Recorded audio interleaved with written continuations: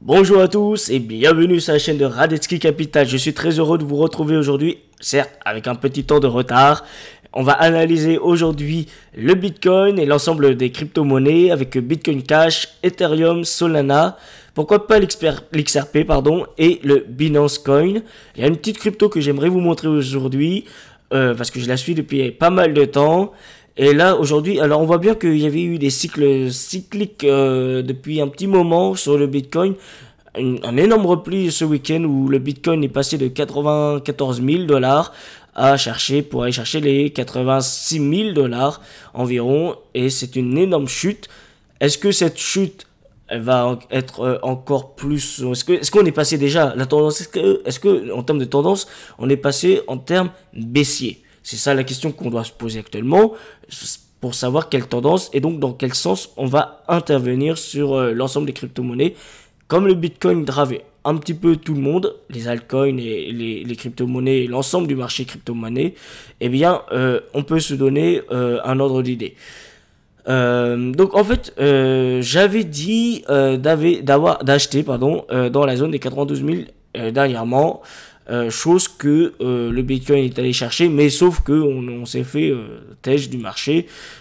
Quasiment la position, on avait mis un short ici à 90 000. Bon, on s'est fait couper la position, donc c'est une perte. Bon, ça arrive dans le métier, faut pas s'en soucier, c'est normal. Bon, le tout c'est de savoir rebondir et le tout c'est de savoir comment on va travailler et intervenir à nouveau sur un nouveau marché, étant donné que on est sorti du range autour des 92 000 et 100 000, 102 000 dollars. On peut maintenant concevoir un petit peu mieux l'avenir. Est-ce que actuellement on est dans une zone où on temporise, une zone où on essaie de retrouver une stabilité entre les acheteurs et les vendeurs, notamment plus entre côté acheteur? Est-ce que il y aurait des possibilités à nouveau qu'on retourne dans la zone des 94 000, ou alors on se dit, bon, on temporise pendant un petit moment, et après on peut aller chercher, pourquoi pas, les 84 000, ou encore pire dans un scénario un peu plus sinistre, les 75 000 dollars. Alors, on voit bien que là, j'ai mis en 4 heures l'unité de temps afin qu'on puisse avoir une vue assez plus globale de la situation, étant donné que, regardez, depuis novembre 2024, il y a eu que de la hausse, que de la hausse, que de la hausse.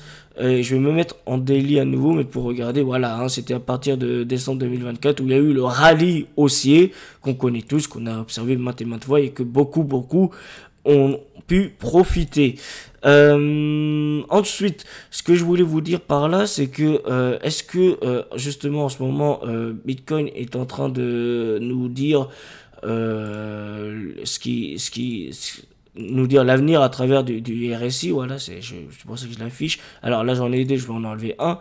Là, on est en train de regarder, c'est que on est dans la zone des 40, 50, 43, 50, dans une zone plutôt morne et plate depuis hier, qui était le mardi 25. Là, pour l'instant, je dirais qu'on déjà, c'est pas je vous dirais, c'est on est en tendance baissière depuis un petit moment. Si vous voulez, on peut regarder. Hein. Je vais mettre des petits ronds. On va comprendre très vite pourquoi. Alors, des petits cercles. J'en mets un là. Donc ça, c'était une zone d'achat. Enfin, un point haut, pardon.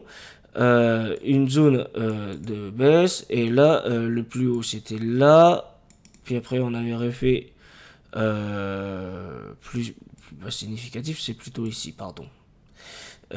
Hop, c'est plutôt, ça se profile plutôt comme ça. D'accord? Boum, boum, boum, boum. Et là, donc ça veut dire que on fait des plus bas toujours plus bas et des plus hauts un peu moins hauts. Donc on est en zone de baisse. On serait plutôt tendance à shorter ce marché, à shorter le Bitcoin. Alors, pour cette analyse du Bitcoin, eh bien, on pourrait aussi regarder le RSI, l'indicateur. Comme là, on est aux alentours des 42, on pourrait très bien avoir un scénario de on va titiller la zone des 50 et on pourrait se dire qu'on va repartir dans la zone des 30, etc. Donc un scénario pardon, plutôt baissier pour rechercher le bas de la zone des 86 000. Ça, ce serait une première opportunité. Aller chercher dans la journée ou en fin de semaine les 92 000 dollars, je vous dirais non. Pourquoi? Parce que ça a déjà été cherché.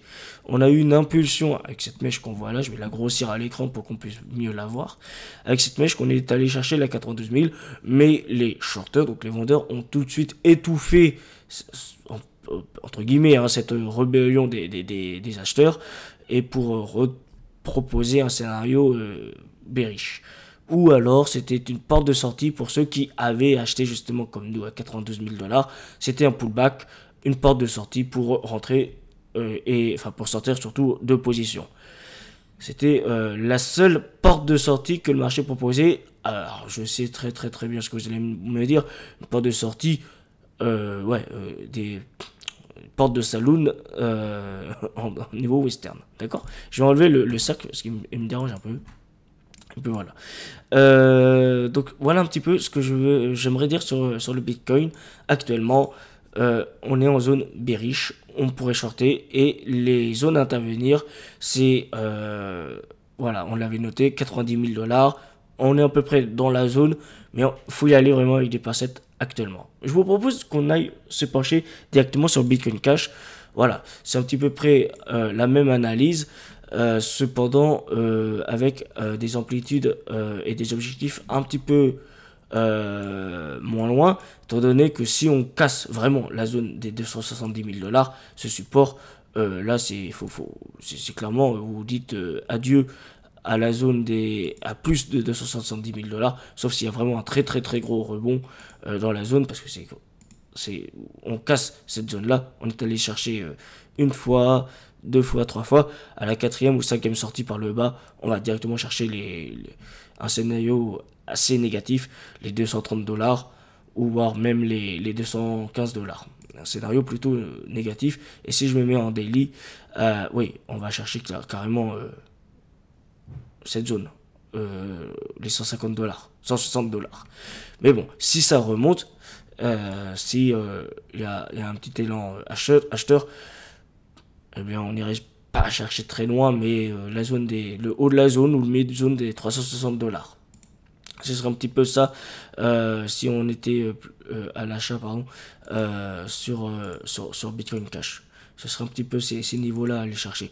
Sauf si vous êtes vraiment en mode long terme, on peut pourquoi pas aller chercher à nouveau les 600 dollars. Mais ça, ce serait dans un cas où vous êtes investisseur, vous avez un profil... il y a une opportunité d'achat. Il y a des opportunités d'achat étant donné que si le Bitcoin Cash vous intéressait à 400 dollars, il vous intéresse forcément à 300 dollars. Parce que, entre guillemets, c'est de la promotion. C'est pareil que Ethereum. Si Ethereum nous intéressait à 3200 dollars, il nous intéresse forcément à 2400 dollars. Et on avait vu, et on avait déterminé, je me souviens sur l'Ethereum, et on le voit à l'écran, nos zones d'achat. On avait des zones d'achat, justement, on est allé chercher une zone d'achat de 2400 et pourquoi pas 2700 dollars en take profit, donc en TP, et un stop loss à 2200 dollars. Je vais le noter, comme ça on pourrait se dire que dans cette zone là on sort, comme ça on limite les risques, d'accord? Donc là ce serait notre zone SL, je l'ai noté, comme ça on se comprend. Mais voilà, en tout cas c'est intéressant puisqu'on est allé chercher cette zone là et on peut se dire bon, là pour l'instant le scénario il n'est pas très favorable, mais lorsque parce qu'on est plutôt dans un marché baissier dans l'ensemble, mais en tout cas les zones qu'on avait déterminées ensemble auparavant sont plutôt intéressantes à travailler. J'ai envie de passer maintenant rapidement sur le Solana. Étant donné que le Solana c'est quand même une crypto-monnaie qui a un petit peu la même configuration que Bitcoin Cash, étant donné que si on va chercher en dessous des 120 dollars, Solana qui avait fait des progrès incroyables en termes de... Attendez, je vais vous mettre la ligne horizontale, ce sera beaucoup plus sympa. à mettre.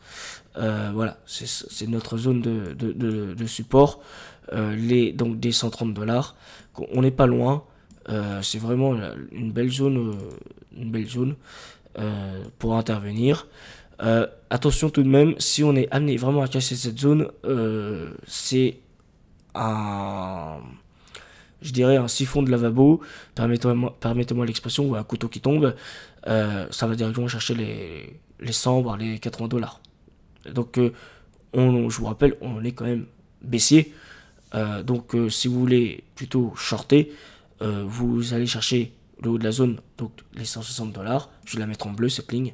Vous cherchez les 160 $ et vous vous mettez en short, en position short, pour aller chercher les 100 $ et dans un second temps les 80 $.